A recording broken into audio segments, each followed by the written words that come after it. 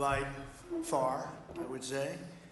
And we're doing tremendous things. Our country is doing very well. You saw the numbers that got released today, yesterday. Deficits cut way, way, way back at levels that nobody's ever seen before, setting records. And the numbers coming into our country are unprecedented, and we're doing really well. We had a situation 3 days ago with Venezuela, and we're getting along extremely well with the people of Venezuela, both the people and the people that are running Venezuela. I just want to thank our military. What they've done is incredible. That was considered unprecedented, to go into a military fort with thousands of soldiers and others, and to come in with 152 planes going every which way, and very rapid speeds, and helicopters, and to come out with no deaths and the loss of no equipment. It was pretty amazing. Nobody's seen anything like it. I was called by the leaders of numerous countries. I won't go into which ones, but the biggest and the strongest, and they said that was very impressive. They're all impressed. But today I'm delighted to welcome almost 24 of the biggest and most respected oil and gas executives in the world to the White House. It's an honor to be with them. We have many others that were not able to get in. I said if we had a ballroom, we'd have over 1,000 people. Everybody wanted. I never knew your industry was that big. I never knew you had that many people in your industry. But here we are. And if you, in fact, if you look, come to think of it, wow, I got to look at this myself.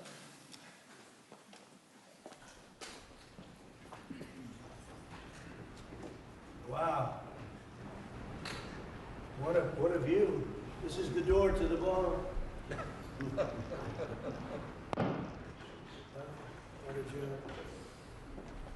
Unusual time to look, but I figure we might as well do it. If the fake news would like to go back and take a look, you can, but you'll see a very big foundation that's moving. We're ahead of schedule in the ballroom and under budget. It's going to be, I don't think there'll be anything like it in the world, actually. I think it'll be the best. We went from, this is, as you know, our biggest room, which would seat 100 for dinner, maybe, if you're lucky, if you're nice and tight. And the ballroom will seat many. And it'll also take care of the inauguration with bulletproof glass, drone-proof ceilings, and everything else, unfortunately, that today you need. So we're going to discuss how these great American companies can help rapidly rebuild Venezuela's dilapidated oil industry and bring millions of barrels of oil production to benefit the United States, the people of Venezuela, and the entire world. And yesterday, the number is 30 million barrels. I can't even, is that a correct number? 30 million barrels. You hear that, Peter? Of oil was given to us by Venezuela. That's a lot of oil. It's about $4 billion worth, and it's on its way to the United States right now. And we want to thank Venezuela for that. And we're working very well with them, obviously, or they wouldn't have been so generous. But they respect us again. They didn't respect us at all before. So that's money that goes to the United States. Some will go to Venezuela, and some will go to the oil companies, but not that, because that's already been extracted. So when you're not getting any of that, but when you start extracting, you'll get. But it's tremendous reserves, among the biggest in the world. Some people say it is the biggest in the world. And we're going to be working with Venezuela. We're going to be making the decision as to which oil companies are going to go in, that we're going to allow to go in. We're going to cut a deal with the companies. We'll probably do that today or very shortly thereafter with Chris and Doug. And we're dealing with the country, so we're empowered to make that deal. And you'll have total safety, total security. One of the reasons you couldn't go in is you had no guarantees, you had no security, but now you have total security. It's a whole different Venezuela, and Venezuela is going to be very successful. And the people of the United States are going to be big beneficiaries, because we're going to be extracting, numbers of, in terms of oil, like, few people have ever seen, actually. So You're dealing with us directly. You're not dealing with Venezuela at all. We don't want you to deal with Venezuela. Let me thank Vice President J.D. Vance, who's doing a fantastic job. Secretary of State Marco Rubio, likewise, a fantastic job. I have good people. I like them better than my first group. But we had a great, despite that, we had a great first term. We had some great people there, too, by the way. But we had a great first term. We had the greatest economy in the history of our country in the first term, but this is blowing it away. And you haven't seen anything yet. Everyone's been shocked by the numbers, 5.4% GDP. And that's despite the fact that we were badly hurt by the Democrat shutdown, of which they'd like to see if they could shut it down again. Secretary of the Interior, Doug Burgum, who's fantastic. Secretary of Energy, Chris Wright, recommended by Doug as being the greatest oil man anywhere in the world, because I wanted Doug for that job, energy, and Doug said, no, sir, there's a man named Chris Wright. I said, who the hell is Chris Wright? He said he's the most talented oil man anywhere in the world. I doubt you can get him, because typically oil men make a lot of money, and women. They make a lot of money, but Chris came. You took one of the greatest salary cuts probably in history, Chris, right? But he's a fantastic person, loves our country, and many other important members of this team. And I want to thank them for their efforts. As you know, last week, the United States Armed Forces performed one of the most spectacular military operations in American history, apprehending the outlaw dictator Nicolas Maduro for his crimes against the United States, crimes for which he has now been indicted and is in federal court awaiting trial. And he killed many people, millions of people, actually, and allowed jails, prisons, mental institutions, insane asylums, drug dealers, drug addicts to pour into our country totally unchecked because of sleepy Joe Biden's policy of open borders, the stupidest thing I've ever seen. We're getting them all out.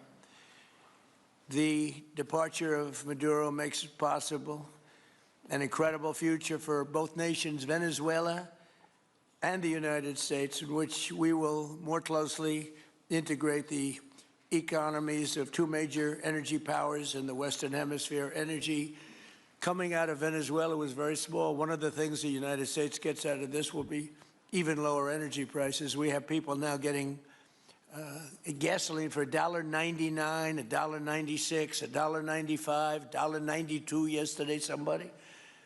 And it used to be $3.50, $4, $5 a gallon. Think of that, $1.99. Decades ago, the United States built Venezuela's oil industry at tremendous expense with American skill, technology, know-how, and dollars. But those assets were stolen from us, and we had presidents who did nothing about it.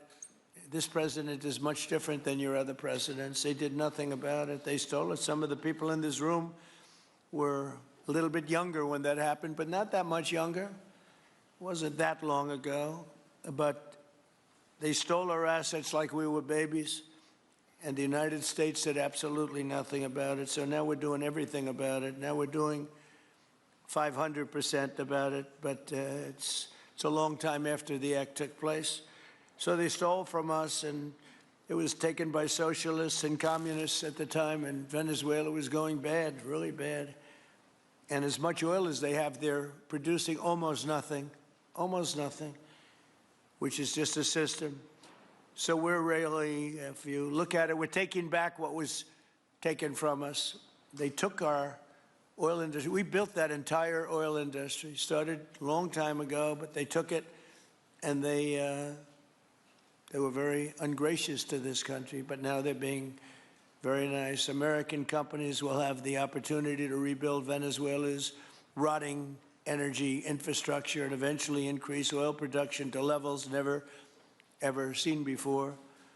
When you add Venezuela and the United States together, we have 55% of the oil in the world.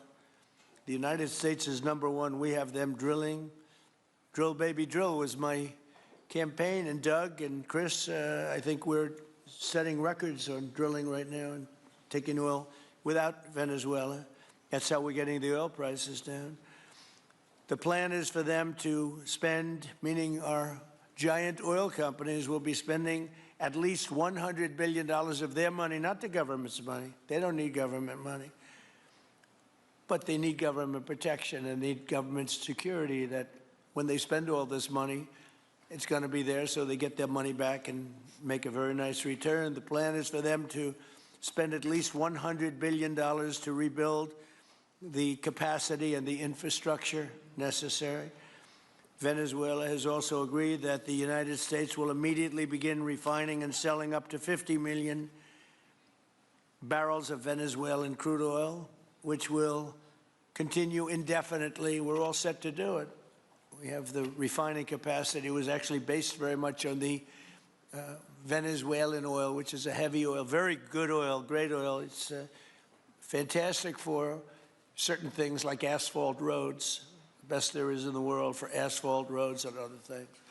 All of the companies here today are going to be treasured partners in bringing the nation of Venezuela back to life, restoring its economy, and generating great wealth for their companies and for their people, and also great wealth for the American people, and tremendous wealth for the companies that are going in. The companies that are going in, and if you don't want to go in, just let me know, because I got 25 people that aren't here today that are willing to take your place. So I just want to thank, these are people that I either know or I know of by reading lots of business magazines and journals and papers. These are the greatest oil people anywhere in the world. Harold Hamm, I see, is here. Harold, you know, there's a story about Harold Hamm that he could look at a piece of land, put a straw into the land, and oil pours out. Is that true about you? Whereas some of you guys have to invest hundreds of millions of dollars to find that oil. So we can't let that story be true. But they say Harold puts a straw into the land and oil comes gushing out. So you're not a big R&D person, are you, huh? He's called instinct for oil. Now, he's got other problems, but we won't talk about those problems. But he's been a great supporter of mine for a long time, haven't you, Harold? So congratulations. But we have, and I think Harold would agree, we have the greatest oil men and women anywhere in the world sitting in this room right now. And we have a lot of people that will be back to see us sometime next week. We're going to have another meeting for another group. But we're going to do this very quickly. We can have this done almost immediately. So I'd like to thank you all for being here. I'd like to invite Vice President Vance to say a few words, followed by Secretaries Rubio, Burgum, and Wright. And then we'll have a few words from representatives that are here and to discuss their ideas, a couple of them. We have Chevron, which has been, where's Chevron? Where are you? Far right. No, I thought you'd have a better location. You were the only one that was there for all that. I used to call you and say, what the hell is going on with Venezuela? He stuck it out. I don't know if you made money or not, but you stuck it out. I got to give you a lot of credit for that. Mark Nelson, thank you very much. Exxon CEO Darren Woods. Darren, thank you very much. How's Exxon doing? Okay? All right. They'll do a lot better now, won't they, huh? Exxon's been amazing. It's been an amazing company. And ConocoPhillips CEO Ryan Lance, thank you very much. So you guys could say something, and then we'll take some questions from the press. And if anybody else would like to speak, we'll have you speak. We have all the time in the world. This is a big subject. This is massive wealth, and more importantly than massive wealth, it leads to lower taxes and a lot of jobs for Americans and for Venezuelans, but for Americans in this case. And I just, again, appreciate you all being here. And I'd like to ask J.D. to say a few words, please. Thank you. Thank you, Mr. President. And thanks to everybody for being here. You know, as a Marine Corps veteran for my entire lifetime, presidents, and let's be honest, they were Democrats and Republicans, would send the American military to far-off places. They would get us involved in these endless quagmires. They would lose hundreds or thousands of American lives, and the American people would get nothing out of these misadventures. And now you have an American president who's empowered the American military to stop the flow of drugs into our country and to ensure that we, as opposed to our adversaries, control one of the great energy reserves that exist anywhere in the entire world. And he did it without losing a single American life in the process. It was an amazing operation. It's going to make our country richer. It's going to make our country more powerful. It's going to make our country safer. And it's going to lead to the decline, the further decline of drug overdose deaths in the United States of America. An amazing thing, and I'm happy to be here to talk about how we can make it an even bigger and better operation for the American people. Thank you, sir. Thank you very much. Marco? Thank you, Mr. President. And I think this is a reminder that everything this president does, everything President Trump does is with the American people in mind. It was not in the national interest or national security of the United States and of our people to have in our own hemisphere a country, not just with vast energy reserves, but controlled by an indicted narco-trafficker who flooded our country with illegal immigration, including drug gang members, openly cooperated with drug gangs, and by the way, stole the wealth of that country to fund a repressive regime and also benefit adversaries such as Iran. All of that is now changing. As part of this process, the first phase, of course, is the phase we're in now, which is the stabilization phase. We did not want to see destabilization in the country. We're working very cooperatively with the interim authorities there to provide a market for the sale of the wealth of Venezuela in such a way that benefits the people, both of the United States, but also the people of Venezuela. And as a reminder to everyone, the President announced this just 2 days ago, every penny, everything they buy with the money that they're making from the oil now, Mr. President, will be bought from America. And that includes everything from equipment for the oil industry to food to medicine and everything in between. The second will be a phase of recovery, and then some of these phases will overlap, and that is to have a normal economy again where the money goes to the benefit of people, not the benefit of our adversaries or the benefit of elements in that country and around the world that are against our interests, at the same time as a process of reconciliation has to happen internally among the different sectors of society and politics and the like. And finally, the third phase, which is the most important of the three, is when the country fully transitions into a normal country that we have strong economic and diplomatic and relations with, that is friendly towards the United States, that's not a foothold for our adversaries, that serves our interests, but also the interests of the people. It'll be a country that is wealthy, a country that is prosperous for the people, not for a handful of criminals, but also a country that is supportive of our interests in the region and throughout the world. And we thank you, Mr. President, and the team you've assembled that have brought us to this point. A lot of work remains, important work, but this is historic. Okay. Thank you very much. Doug? Well, Mr. President, I want to thank you for your leadership, not just as President, but as Commander-in-Chief. The boldness, the execution, the breathtakingly precise work that you've delivered both in Iran back in June and here has changed the field for the whole world. And you always ran about the idea of peace and prosperity. And in Venezuela, as you know, this was a playground for every bad actor in the world. We had Russians, Iran, terror groups, all of them profiting from this criminal organization that was pretending to run the country. That makes America safer. You've secured the border, we're stopping the flow of drugs, and now with the normalization of relationships on an economic basis, it's going to mean tremendously for the prosperity of the American people. So I just want to say again, congratulations to you and to the entire leadership team. It's been an amazing, historic week on the scale of things that we haven't seen perhaps for 125 years in terms of the U.S. Exerting its influence over Latin America in a way that's going to make a change for generations. And on behalf of all the oil executives that are here today, Chris and I want to say thank you to all of you. It's your technology, your innovation that has put America in the place where today we are the most energy dominant country in the world. And that position is what's allowed us to take the action that we're taking with statecraft, with military action. None of that would happen if we were dependent on everybody else for energy. So you're a big part of the reason that we're able to move the way we are today, and we're grateful that you're here to be part of the solution going forward. Thank you, Doug, and you are doing a fantastic job, and we appreciate it. Everybody appreciates it. They know who's doing well. Chris Wright? Thank you, Mr. President. Yeah, what we've seen in the last week is leadership matters and credibility matters. Venezuelan oil has been sanctioned for many years, and the oil just flew, those sanctions were not enforced. That oil just floated out trafficked by bad actors of the world. The resources weren't gone to a central place. The corruption and decline of Venezuela has been a crisis for the people of Venezuela, and as Secretary Rubio said, massive spillover effects in the United States. in crime, in drugs, in kidnappings, and in taking a huge resource base and making it not exploited, not developed. The whole world is a poorer, less opportunity-rich place because of that. When you have materials underground, they've been underground for 1 million years. That does not make them a resource. That does not make them valuable for your country, your people, or the world.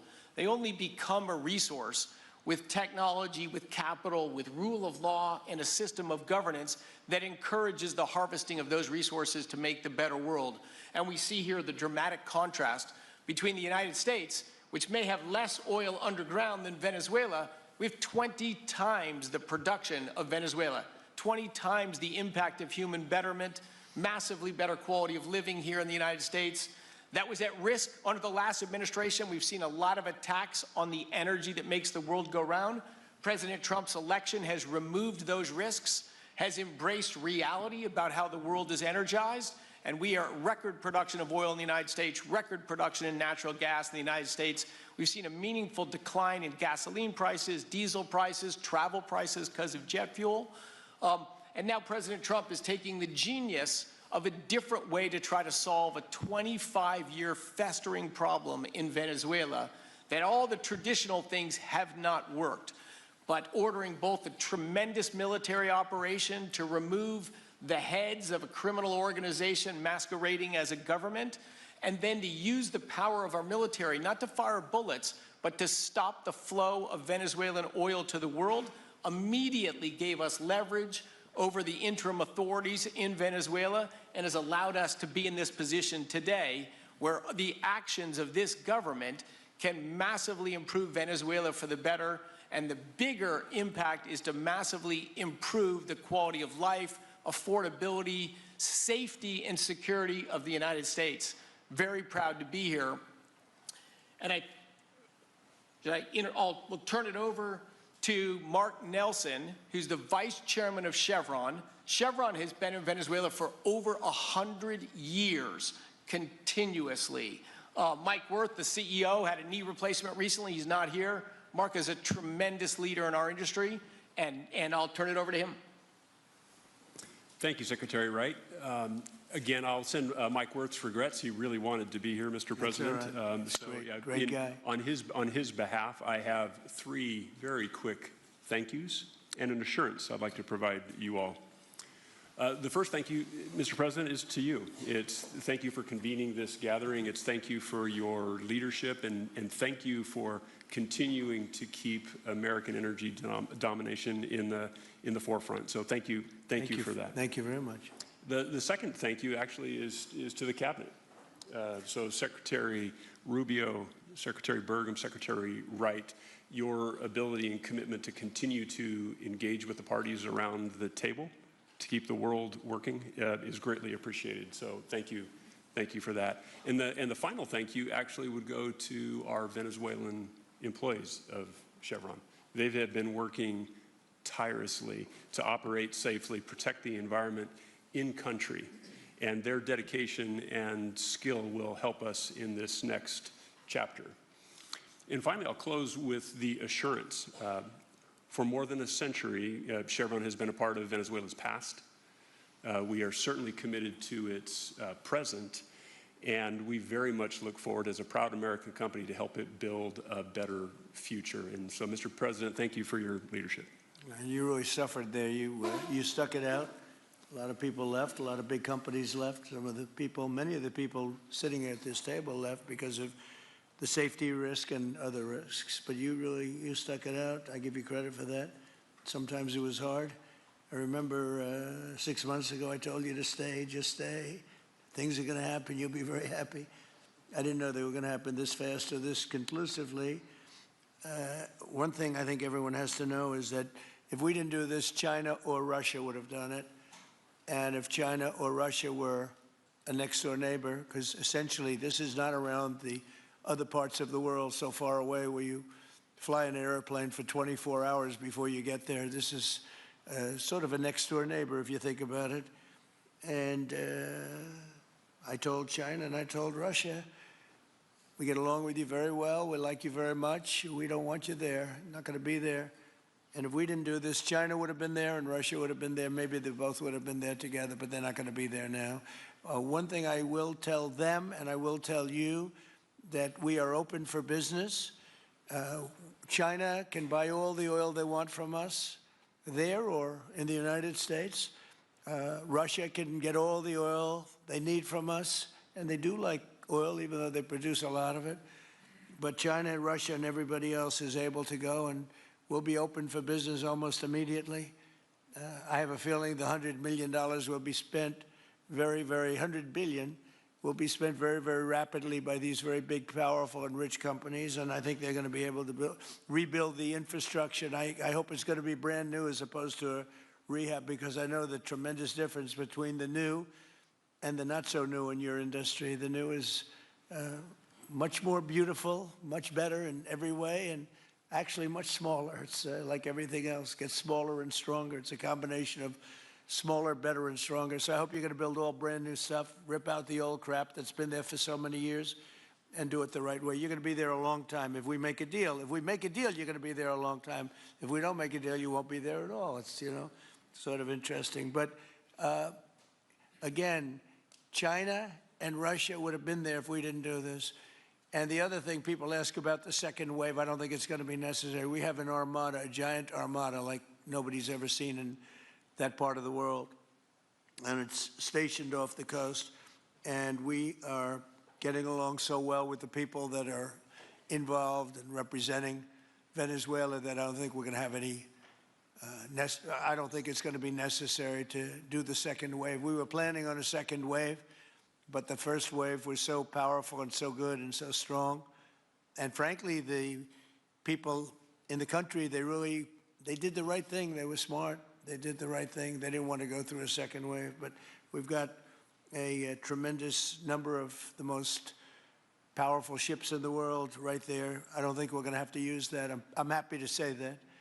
I don't think we're going to have to use that at all. If I could ask Chevron, you did a great job. I want to thank you. And ExxonMobil, if you would say a few words, and then followed by Conoco, great companies, massive companies, great companies.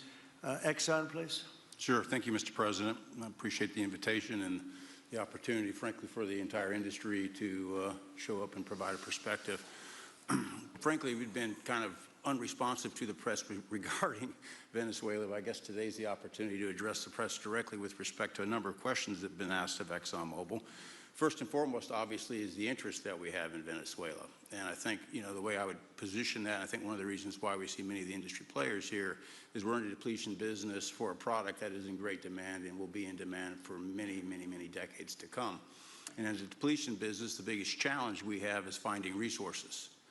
There's an opportunity in Venezuela with all the resources there is we don't have that challenge of finding, we have the challenge of developing those resources. So I think it's in the best interest of these companies and, frankly, society as a whole for the industry to be interested in understanding what the opportunity here represents. I'll just share a philosophy that ExxonMobil has when we enter countries, because we do business all around the world in a number of different regimes. We take a very long-term perspective. The investments that we make span decades and decades, so we do not go into any opportunity with a short-term mindset. And there's a value proposition that we have to meet. It has to be a win-win-win proposition. Obviously, it has to be a win for the company and our shareholders and to generate a return for the investments that we make. It has to be a win for the government. The resources are an important source of revenue that helps support the people of the places that we do business. And it has to be a win for the people. We have to be wanted there and to be a good neighbor. And those three things ensure a stable, long-term platform for the large investments that we make for the long term. With respect to Venezuela in particular, we have a very long history in Venezuela. In fact, we first got into Venezuela back in the 1940s. We've had our assets seized there twice. And so you can imagine to re-enter a third time would require some pretty significant changes from what we've historically seen here and what is currently the state. If we look at the legal and commercial constructs and frameworks in place today in Venezuela, today it's uninvestable. And so significant changes have to be made to those commercial frameworks, the legal system. There has to be durable investment protections, and there has to be a change to the hydrocarbon laws in the country. We're confident that with this administration and President Trump working hand in hand with the Venezuelan government, that those changes can be put in place. And with respect to the Venezuelan government, that perspective we don't have a view on. We haven't talked to the Venezuelan government, and obviously we have yet to assess the people's perspective with respect to ExxonMobil entering the country. In the short term, there are things that can be done while these longer-term issues are being worked. For us, we haven't been in the country for almost 20 years. We think it's absolutely critical in the short term that we get a technical team in place to assess the current state of the industry and the assets, to understand what would be involved to help the people of Venezuela get production back on the market. With the invitation of the Venezuelan government and with appropriate security guarantees, we are ready to put a team on the ground there. We also have a integrated set of capabilities from production to refining to trading, and I think we can be of assistance to getting the Venezuelan crude to market and realizing a market price to help, again, with the financial situation in Venezuela. So those are my short-term perspective that I have. I'd say maybe close with a thank you, Mr. President, for the work that you've done to secure not only the national security, but the energy security of the region. And then thank you, Secretary Rubio, Secretary Wright, Secretary Burgum, for your leadership in this matter. Thank you. How long would it take you, Darren, as Exxon to, if we make a deal, how long would it take you to get in there and get started? Well, the first step, this technical team, as I talked with Secretary Wright earlier this week, we started from the beginning to put the team together so that if and when it was needed, we could hit the ground almost immediately. So we can hit the ground within the next couple of weeks, start the assessment, and then from there we need to understand. That's what we want. We want speed and quality. That's what we want. Thank you, Darren. And Conoco, Ryan. Thank you, Mr. President. Appreciate the opportunity to be here too, and you've assembled a great team. And our congratulations as well for removing one of the terrible people in the world and bringing them to justice. It was quite amazing. I think you've given hope to the people of Venezuela again, which I think is quite remarkable. And we've been on the other end of that despot regime a long time. Our assets were expropriated. I had a little bit more hair when that happened. And, you know, I think we're the largest non-sovereign credit holder in Venezuela today. So we're in a bit of a different situation, but I think your big and bold idea to use energy commerce instead of conflict is something that could make a real big difference in Venezuela. And our company certainly stands ready to help in that endeavor. Encourage you to continue to think bigger and even bolder. And we've had some discussions with your energy team about that as well. As we think about the other people that need to be in this room and in this discussion are the banks, and including probably the Exxon Bank, as we think about how the debt needs to be restructured and the financing to deliver the billions of dollars that are required to restore their energy infrastructure. And I think as we think that big and bold, we need to be also thinking about even restructuring the entire Venezuelan energy system, including PDVSA. And I think if we can do that and think bold, there's an opportunity to be quick, fast, and restore the quality of what's happened in Venezuela, or what's been lost in Venezuela over the course of the last 25 years. So thank you for this opportunity. Well, thank you very much, and you'll get a lot of your money back. We're going to start with an even plate, though. We're not going to look at what people lost in the past, because that was their fault. That was a different president. You're going to make a lot of money, but we're not going to go back. You left a lot of money behind, I guess, huh? What number? 12 billion. How much? 12 billion. Well, it's a good write-off. It's already been written off. It's been written. All right, thank you. You'll make it back one way or the other. You're all going to do very well. I think really very well. Marco just gave me a note. Go back to Chevron. They want to discuss something. Go ahead. I'm going back to Chevron, Marco. Thank you, Marco. Go ahead. Was there a question, Mr. President? Yes, go ahead, Marco. What are you saying here? Mark, if Oh, big Mark, if you can increase, yeah. update us on operations in the ground and with the appropriate approvals, what you might be able to achieve in the next 12 to 18 months, give us a little view from the ground. You bet, you bet. So today, Chevron has 3,000 employees in 4 different joint ventures in Venezuela today. And over the past 5 to 7 years, they've taken production from about 40,000 barrels a day to 240,000 barrels a day, essentially getting those facilities and that equipment up to standards that would be something that people in the room would be more accustomed to. Given the work we've done with Secretary Wright and Secretary Burgum and even Secretary Bessent, I think we have a path forward here very shortly to be able to increase our liftings from those joint ventures 100%, essentially effective immediately. We are also able to increase our production within our own disciplined investment schemes by about 50% just in the next 18 to 24 months. And that's just leveraging what's on the ground. So to Secretary Rubio's comments about phase 1, this is taking the momentum of improvements we've already made there locally and building on those and creating more momentum for the people of Venezuela. Do you think you have an advantage being there? It's, you know, you've been there by the skin of your teeth. It's been tough for you to be there. But do you think you have an advantage over the other people in this room by the fact that you are there?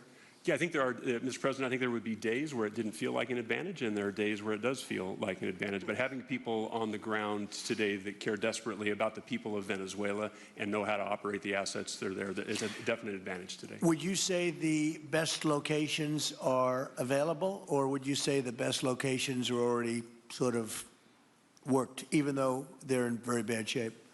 The best locations for finding oil, the best locations for oil? There are more opportunities than not, Mr. President. With 300 billion barrels of reserves and resources in country, there are lots of opportunities for many companies. Will you be building new, or will you be using the old infrastructure that you have? Yeah, today it's a little bit of a mix, but today it's mostly us taking the equipment of today, getting it to the standards that we are accustomed to your comments about making it how it should be today. Most of the investments that we've been making are about getting it up to our standards. Well, I think you're going to make an investment, but you're going to get your money back very quickly, and that's part of our thing. We're going to have you get your money back fast, and then you'll give a lot to Venezuela and to the United States after that. Okay, so you'll be in good shape. Could I ask Carol Tam to say a few words? He's been a friend of mine for a long time. Very amazing man, actually, amazing energy person. Well, thank you, Mr. President. It's good to be here with so many dignified people. And this effort particularly, and thank you for your effort for what you've done here, taking this despot out of that area. And the world dealt with him way too long. Certainly our industry knows that this is a real jewel that can be developed for the people of Venezuela and also benefit the world. And like Secretary Wright said, it has not been done. That's not been done in the past, and they had a good chance at it. Brought someone in that totally took it down, as everybody knows here, and that was Chavez, and we know what happened to him finally. But you know that ruined the industry in Venezuela, and all of us know how that happened. Ended very well, very wrongly. So anyway, we're glad to see what's happened here and look forward for the opportunity for a lot of people in this room, but also for America and the country itself. Are you going to be involved in going in? Because, you know, he's in North Dakota and he's in Oklahoma and some incredible places. It's a little bit different, but there's no doubt about you won't have to worry about the straw too much here. You can just go at it. Are you going to be one of the participants? Well, certainly, you know, I'm an oil finder, like you said. You know, Barry Switzer, you know, told that story. The coach. And he's kind of exaggerated a little bit. It doesn't come out quite that easily usually. But anyway, great story. I love it. But I love Barry. Barry's the one that told me this. Yeah, he's a champion, you know, in a lot of ways. So love that story. Certainly, it excites me as an explorationist, you know, everybody has that in their blood, and you know, it is a very exciting country and a lot of reserves. And so it's got its challenges, and the industry knows how to handle that. And like Darren said, you know, you go into your eyes open and do the best you can with the team you got. So Well, you're going to thank have you. something that they never had really here is tremendous security. You're going to be very secure, very safe, physically safe in addition to financially safe. So it's good to see you, Harold. Thank you very much. Does anybody have anything to say before we get to the press? What does Cuba have to do to avoid the same fate as Venezuela? What does Cuba have to Well, Cuba's in bad shape. Cuba relied on Venezuela for oil and for money, and nobody really knows what's going to happen with Cuba. They're doing very poorly. They're really third world all the way, and we have a lot of great Cuban Americans, and I would say Marco fits very solidly into that category. And I might ask you to say a few words about, we were discussing it before, Cuba is a very different, they don't have energy, they don't have oil, but they would live off of the oil from Venezuela, and what they do have is very strong people and very powerful people militarily, and they would protect the people running Venezuela, and they would take in a lot of money from Venezuela. Now they don't have that. They won't be taking in any money. So, Marco, what do you think? Well, I mean, the fundamental problem in Cuba is that it's run by incompetent people that don't know what an economy looks like, much less a functioning one. They've made a choice, and that is they would rather have political control over the people than they would have an economy that functions. And they've gotten away with it for 60-something years because they've had donors, the Soviet Union, and now most recently Venezuela. But that's now gone. So the people in control in Cuba have a choice to make. They can either have a real country with a real economy where their people can prosper, or they can continue with their failing dictatorship that's going to lead to systemic and societal collapse. So it's a very stark and dramatic choice, and it's one we hope to make the right one. We don't have an interest in a destabilized Cuba, but that would be their fault because they refuse to allow the people of Cuba to have either economic or political freedom for that matter. And you have a lot of people in this country that want to go back to Cuba and help Cuba. A lot of people have left, you know, they came in penniless, they didn't have anything, and they've become very rich people in our country, and they want to very much go back and help Cuba. So that's something that Cuba has that a lot of other places don't have. Peter? President Trump, thank you. I do want to ask you about Minnesota, but first, just more on topic. President Zelensky said that he was watching with the rest of the world as you made this order to go and capture Nicolas Maduro. And he said, if that's how it works with dictators, then the United States knows what to do next. It sounds like he wants you to go and capture Vladimir Putin. Would you ever order a mission to go and capture Vladimir Putin? Well, I don't think it's going to be necessary. I think we're going to have I've always had a great relationship with him. I'm very disappointed. I settled 8 wars. I thought this would be in the middle of the pack or maybe one of the easier ones. And I don't know if you know, Peter, the last month, they lost 31,000 people, many of them Russian soldiers, and the Russian economy is doing poorly. I think we're going to end up getting it settled. I wish we could have done it quicker because a lot of people are dying, and mostly soldiers. You know, they get hit in Kiev and they get hit a little bit here and there, and people are dying there too. But largely, it's the soldier population. When you have 30,000, 31,000 soldiers dying in a period of a month, 27,000 the month before, 26,000 the month before that, that's bad stuff. So, as you know, President Biden gave $350 billion to Ukraine to fight, and we would never get that back, although I did make a rare earth deal to get it back, so we will be getting it back, but shouldn't have done that. It was a bad thing to do. I will say that right now, because I was able to get NATO to up GDP from 2% to 5%, NATO's got a lot of money, and they're paying for everything. We're not losing any money. We're making a lot of money, I guess, if you think of it, because we're selling them military equipment. They're probably giving it to Ukraine.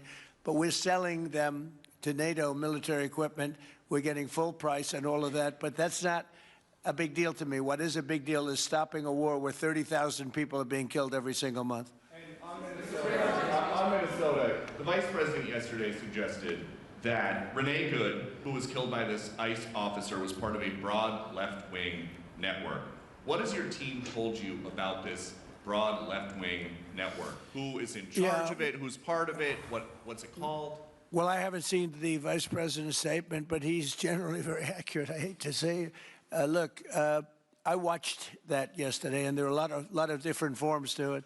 But there was a woman screaming, shame, shame, shame, shame. She was a agitator, probably a paid agitator, but in my opinion, she was an agitator, a very high-level agitator, so professional. She wouldn't stop screaming.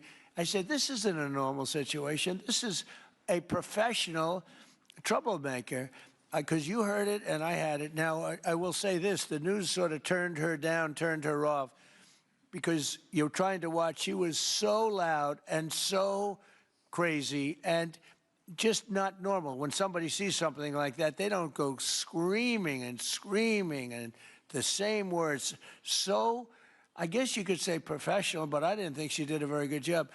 You have agitators, and we will always be protecting ICE, and we're always going to be protecting our Border Patrol and our law enforcement. Yeah. Thank you, Mr. President. Mr. President, in your conversations with these oil executives today, did you provide any security guarantees so that they can do their work safely in Venezuela? Yeah. And separately, Mr. President, they will have those guarantees, yes. And separately, Mr. President, I'm curious in terms of the future of Venezuela. Do you see Venezuela, now led by Delcy Rodriguez, as an ally of the U.S.? Is that the way that you view that country right now? Well, right now they seem to be an ally, and I think it'll continue to be an ally, and we don't want to have Russia there. We don't want to have China there. And by the way, we don't want Russia or China going to Greenland, which if we don't take Greenland, you're going to have Russia or China as your next-door neighbor. That's not going to happen.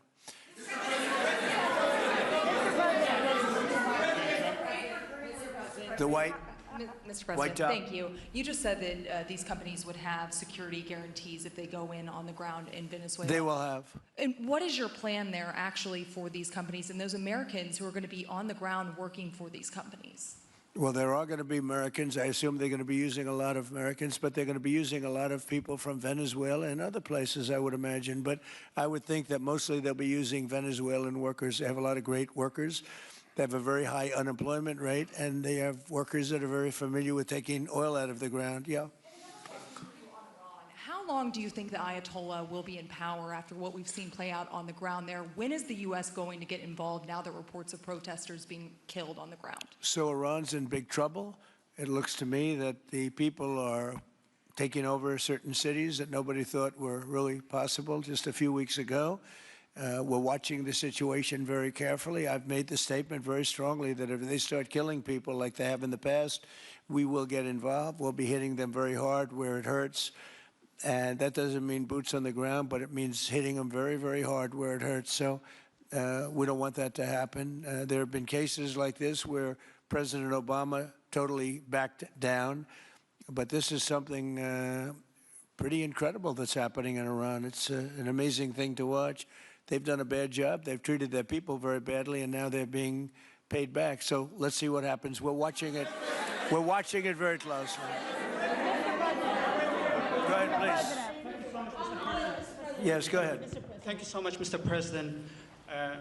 Do you have any comments in reaction to the recent attacks by the Syrian government alignment groups against U.S.-backed Kurdish forces in Aleppo, Syria, which killed dozens of civilians and displacing many families? Does your administration bring peace between the Kurds and the Syrian government? I want to see peace, yes, I do. The Kurds and the Syrian government, we get along with both, as you know very well. They have been natural enemies over the years, but we get along both, and we want to see Syria succeed. And so far, I think they are succeeding, but this is just breaking out, and we want to see that stopped. Go ahead, please. You're meeting with the President of Colombia, Gustavo Petro, in a few weeks. Do you hope this meeting with Gustavo Petro marks a new chapter, a new beginning in the benefit of the U.S. and Colombia relations? What country? Colombia, with the President of Colombia, Gustavo Petro, I had a very good talk with him yesterday, and he's been very hostile to us and to the nation and to me, called me a dictator and lots of other things. Called Biden some terrible names, far worse than he called me. But he called yesterday through people, and he wants to meet, and that's fine with me. I've made up with people also, you know. So we're going to have a meeting with him. We had a very good conversation. The people of Colombia are incredible people. Marco would know that better than anybody because he's married to a woman from Colombia. And I don't mean Columbia University. That would be, I'm not sure. I think I like Colombia, the country, better, if you want to know the truth. The people are, hold it. The people are great people. I look forward to meeting with them. We're going to meet in the very near future. Would you meet the interim president of Venezuela here in the White House? Would you greet her to discuss the fate of the oil? Yeah, well, I'm going to meet a lot of people, and we're going to meet, we meet a lot of people. When you end 8 wars, you get to know a lot of people, and I think it's very important. As an example, we have over $18 trillion, think of it, $18 trillion coming into our country. A lot of that's coming in from foreign countries like Saudi Arabia and Qatar and UAE and others. And I get to meet a lot of people, but I will be meeting with various representatives of Venezuela, probably pretty soon. We haven't set that up. But the relationship that we have with the people that are currently running Venezuela is very good. We also have a young lady that received the Nobel Peace Prize. She's going to come in and pay her regards to our country, really, to me, but, I'm a representative of the country, nothing else. And she's coming in sometime next week, I think Tuesday or Wednesday, and we'll see how that is. But no, we're dealing with the people from Venezuela. We're dealing with them very well. I think they've been very smart in the way they've dealt with us, frankly, because that whole place could have been obliterated with one more strike, and we didn't want to do that. Thank you so much. I have a question for you on Minneapolis, but on Venezuela and your meeting with Machado next week. If she gives you her Nobel Peace Prize, will that change your view about her running that country? Well, I have to speak to her. I'm going to have to speak to her. She might be involved in some aspect of it. I will have to speak to her. I think it's very nice that she wants to come in, and that's what I understand the reason is, because Norway is very embarrassed by what took place. I mean, they're getting decimated. Look, whether people like Trump or don't like Trump, I settled 8 wars, big ones, some going on for 36 years, 32 years, 31 years, 28 years, 25 years, some just getting ready to start, like India and Pakistan, where already 8 jets were shot out of the air, and I got it done in rapid order without nuclear weapons. I can't think of anybody in history that should get the Nobel Prize more than me, and I don't want to be bragging, but nobody else settled wars. Obama got the Nobel Prize. He had no idea why. He still has no idea. He walks around and he says, I got the Nobel Prize. Why did he get a Nobel Prize? He got it almost immediately upon attaining office, and he didn't do anything, and he was a bad president. So, I mean, you should get the Nobel Prize for every war you stopped. These were major wars. These were wars that nobody thought could be stopped. President Putin called me, and he said about 2 of the wars that he's been trying to stop them for 10 years. He wasn't able to do it. He couldn't believe it.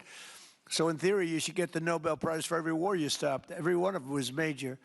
But I don't care about that. What I care about is saving lives. I've saved tens of millions of lives. You know, the Prime Minister of Pakistan came here, and he made a very public statement.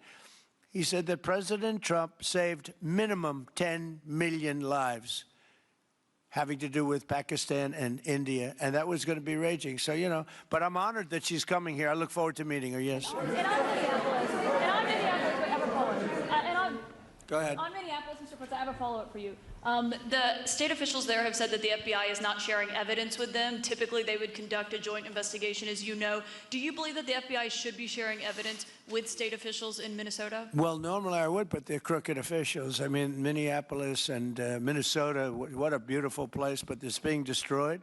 It's got an incompetent governor, fool. I mean, he's a stupid person. And it looks like the number could be $19 billion stolen from a lot of people, but largely people from Somalia. They buy their vote. They vote in a group. They buy their vote. They sell more Mercedes-Benzes in that area than almost. Can you imagine? You come over with no money, and then shortly thereafter you're driving a Mercedes-Benz. The whole thing is ridiculous. So they're very corrupt people. It's a very corrupt state. I feel that I won Minnesota. I think I won it all 3 times. Nobody's won it since Richard Nixon won it many, many years ago. I won it all 3 times, in my opinion. And it's a corrupt state, a corrupt voting state. And the Republicans ought to get smart and demand on voter ID. They ought to demand maybe same-day voting and all of the other things that you have to have a safe election. But I won Minnesota 3 times, and I didn't get credit for it. I did so well in that state every time. The people were crying every time after. That's a crooked state. California is a crooked state. Many crooked states. We have a very, very dishonest voting system. The last time